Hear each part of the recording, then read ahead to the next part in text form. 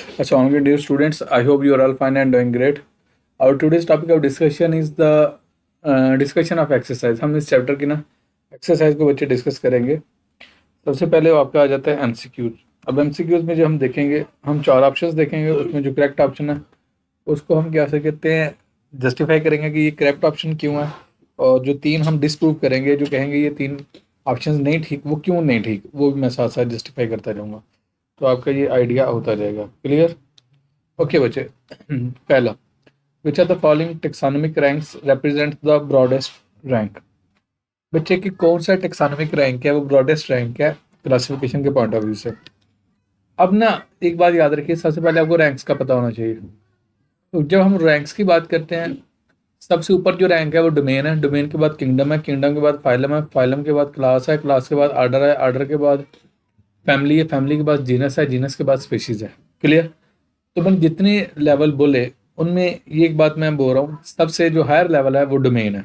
तो याद रखिएगा, सबसे जो बड़ा लेवल होगा ना वो ब्रॉडेस्ट होगा। अब ऑप्शंस देखते हैं, इन ऑप्शंस में हम ना डोमेन ढूंढते हैं। ऑप्शन ए स्पीशीज है, ऑप्शन बी जीनस है, ऑप्शन सी किंगडम है, और ऑप्शन डी बचे डोमेन है। तो मैंने आपको पहले क्लासिफिकेशन की लेवल बोले हैं, तो सबसे बड़े वाला लेवल क्या डोमेन है, तो वो ब्रॉडेस्ट वो होगा। क्लियर? तो जो आपकी ऑप्शन डी है ना, ये डोमेन, ये करेक्ट होगी। क्लियर? स्पीशीज नहीं हो सकती क्योंकि सबसे छोटे वाला है, जीनस भी नहीं हो सकता है क्योंकि जीनस स्पीशीज से ऊपर है, किंगडम भी नहीं हो सकता, किंगडम खुद डोमेन के नीचे है। क्लियर? तो ये जस्टिफाई मैंने कर दिया आपको।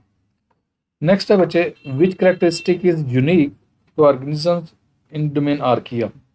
देखें, हम हमारी ना बेसिकली 3 डोमेन है आपकी, बैक्टीरिया, आर्किया और यूकैरिया। क्लियर? तो यूकैरिया जिसके अंदर यूकैरियोट्स हैं, बैक्टीरिया जिसके अंदर बैक्टीरिया होंगे, third one is the archaea. Clear? और जब आर्किया की बात करेंगे हम, अब देखते हैं पहला, cell wall made of peptidoglycan. सबसे पहला बच्चे क्या, जो सेल वॉल पेप्टाइडोग्लाइकेन की बनी हुई है। और ये पता करेक्टरिस्टिक फीचर किसका, ये बच्चे बैक्टीरिया का। तो ये वाली ऑप्शन तो गई, क्योंकि हमने तो आर्किया की बात करनी है। नेक्स्ट है प्रेजेंस ऑफ न्यूक्लियस। जो न्यूक्लियस प्रेजेंट है बच्चे, वो तो होता है यूकैरियोटिक सेल में। जब वो खुद यूकैरियोटिक सेल में प्रेजेंट है तो वो भी गया, वो भी आर्किया में नहीं आ सकता। नेक्स्ट है ability to live in extreme environment. हाँ, ये इनकी क्या हो सकते हैं, प्रॉपर्टी है किसकी, आर्किया की। कौन सी? Ability to live in extreme conditions, extreme environment. तो आपकी क्या वो हो जाएगी, आर्किया आ जाएगी। क्लियर? ये वाली आपकी आ जाएगी ऑप्शन करेक्ट। ये मैंने हाईलाइट कर दिया, इसको देख लीजिएगा। और जो फोर्थ ऑप्शन बोल रहा हूँ, लैक ऑफ राइबोसोम्स, ये नहीं होगी। उसकी रीज़न ये है कि हर सेल को अपनी सर्वाइवल के लिए प्रोटीन की रिक्वायरमेंट होती है, और प्रोटीन बनाने में कौन इन्वॉल्व होता है, राइबोसोम्स। जो राइबोसोम्स इन्वॉल्व होते हैं तो क्या उसे कहते हैं, उसे हम कहते हैं राइबोसोम हर सेल में है। तो ये भी वैलिड ऑप्शन नहीं है, तो option C is correct one. Next हम देखते हैं, which of this statement is not related to bacteria. कौन सी ऐसी स्टेटमेंट जो बैक्टीरिया से लिंक नहीं है, बैक्टीरिया से कनेक्टेड नहीं है। ओके, सबको वन बाय वन देखते हैं। पहली स्टेटमेंट है do not have a nucleus. ये बात तो ठीक है क्योंकि उनमें न्यूक्लियस नहीं होता, ये ऑप्शन ठीक है।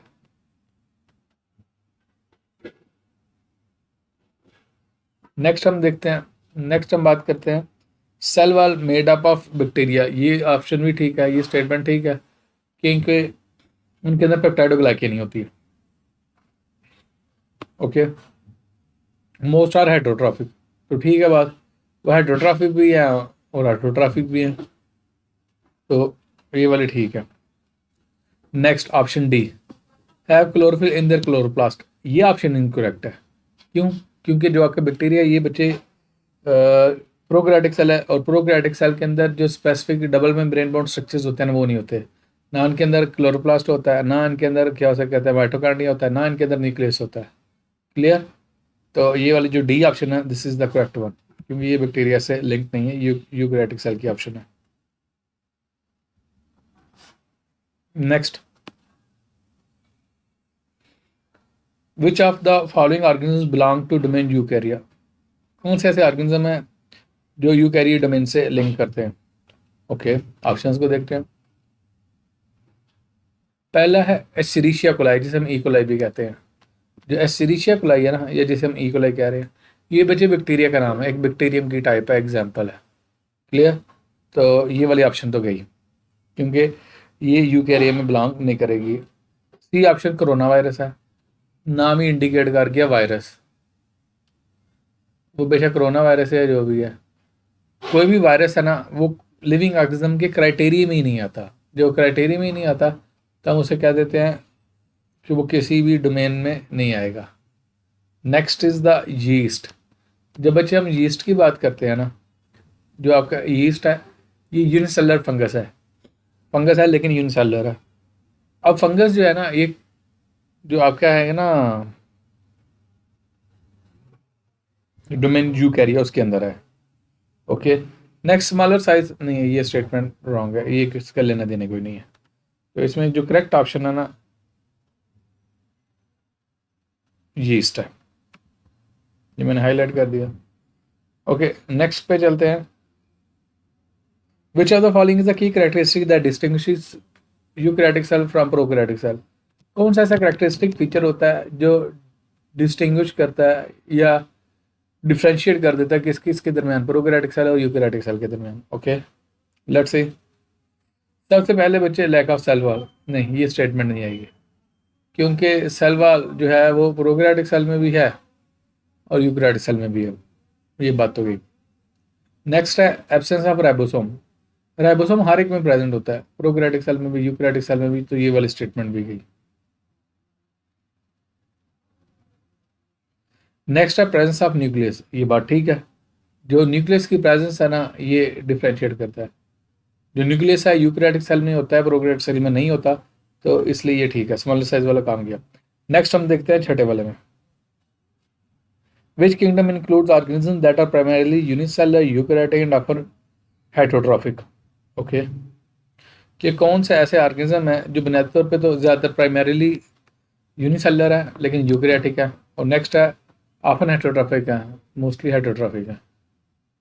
आर्की या यूकैरियोटिक ने ये गया। ओके, जो फंजाई हैं वो प्राइमरीली यूनिसेलुलर नहीं है, बहुत सारे फंजाई मल्टीसेलुलर है, बस जो यीस्ट है वो यूनिसेलुलर है, बाकी ज़्यादातर फंजाई मल्टीसेलुलर है, तो ये वाली स्टेटमेंट भी गई। जब हम बात कर देंगे प्लांट्स ऑटोट्रॉफिक है, तो ये वाली स्टेटमेंट भी गई। जो आपकी ऑप्शन बी है ना, किंगडम प्रोटिस्टा वाली, ये ठीक है, क्योंकि जो किंगडम प्रोटिस्टा है ना, ये बच्चे क्या होता कहते हैं, थोड़े से वो हैं, प्राइमरली यूनिसेलुलर है। ओके, नेक्स्ट हम देखते हैं वाई आर फंजाई इंक्लूडेड। इसमें ऑप्शन 6 वाले ऑप्शन जो बी है वो ठीक है। 7th वाले में हम देखते हैं why are fungi included in heterotrophic organisms. सीधी सी बात है, वो अपने खुराक को तैयार नहीं कर सकते, they can not prepare their own food, have काइटर इन सेल वॉल, और क्या उसे कहते हैं, नेक्स्ट हम कहते हैं absorb nutrients. Okay, absorb nutrients आ जाएगा, ये भी नहीं। रिप्रोड्यूस बाय स्पोर्स, ये भी नहीं। Can not prepare their own food, क्योंकि हम हेटरोट्रॉफ को डिफाइन नहीं पता कैसे करते हैं, they do not prepare their own food. और वैसे इसकी ना, ये जो बुक वाले ने एमसीक्यू दिया ना, इसमें दोनों ऑप्शन करेक्ट हो सकती है।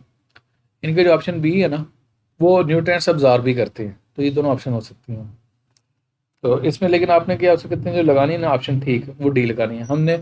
अगर एक से ज़्यादा ऑप्शन ठीक हो रही हो तो हम कहते होते हैं ज़्यादा एक्यूरेट कौन सी है, तो आपकी डी है। Next, why it is impossible to classify virus within traditional biological kingdom. हम किसी भी बायोलॉजिकल किंगडम, आपके 5 किंगडम है, Monera, Protista, Fungi, Plantae, Animalia, इन 5 किंगडम हम इसे क्यों नहीं प्लेस कर सकते? अब इसका जवाब ना, मैं एक डेफिनेशन बोलूँगा, ये लिख लीजिएगा बुक पर, वो आ जाएगी। Viruses are acellular infectious entities which are compose of protein coat and nucleic acid core. Acellular है, mean they are not made up of cell.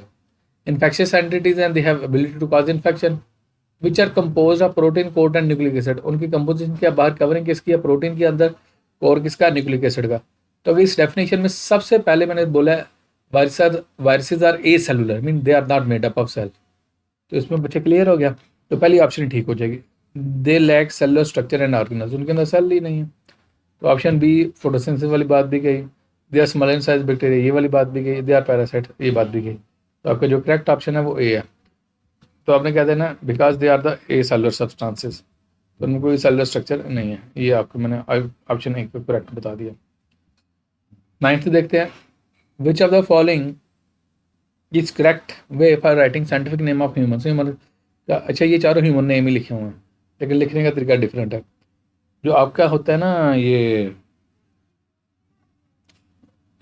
Scientific नाम लिखने के 2 रूल होते हैं। एक होता है अगर आप हैंड रिटन लिखो ना, उनको लिख के अंडरलाइन कर लो, और अगर आप टाइप कर रहे हो बुक में, कंप्यूटर पे टाइप कर रहे हो, तो आप उसके इटैलिक कर दो, मीन इटैलिक में थोड़ा टेढ़ा कर दो। इसमें जो ऑप्शन ए है ना आपकी, यही करेक्ट है, क्योंकि हैंड रिटन ये है नहीं। हैंड रिटन होता तो अंडरलाइन करते, अगर आपने कंप्यूटर से टाइप किया तो वो थोड़े इटैलिक होने चाहिए, इटैलिक में टेढ़े होने चाहिए। तो होमो सैपियंस सही ऑप्शन है। Next 10th, which information you can get if you know the scientific name of an organism. तो अब सिंपल देखिएगा, मैं होमो सैपियंस की बात करता हूँ। होमो सैपियंस, जो होमो है वो जेनेरिक नेम है, और जो सैपियंस है वो स्पीशीज़ है। इससे हमें जो ऑप्शन जो इन्फॉर्मेशन मिलती है ना, वो जीनस और स्पीशीज़ की मिलती है। तो ऑप्शन ए किंगडम फाइलम गया, उड़ गया। ऑप्शन बी फाइलम जीनस, ये भी उड़ गया। हाँ जीनस का स्पीशीज था, फिर मैं मान लेता। बी भी गया। डी क्लास एंड स्पीशीज, अब स्पीशीज का जीनस नहीं है तो ये ऑप्शन भी गई। तो आपकी जो करेक्ट ऑप्शन है वो सी है, जीनस एंड स्पीशीज है। क्लियर है बच्चे? यहाँ तक मैंने आपको एमसीक्यूज कर दिए हैं इस चैप्टर के। नेक्स्ट वीडियो में इसके शॉर्ट क्वेश्चंस कर दूंगा। If you have any sort of question then you can ask in the comment section. Thank you so much.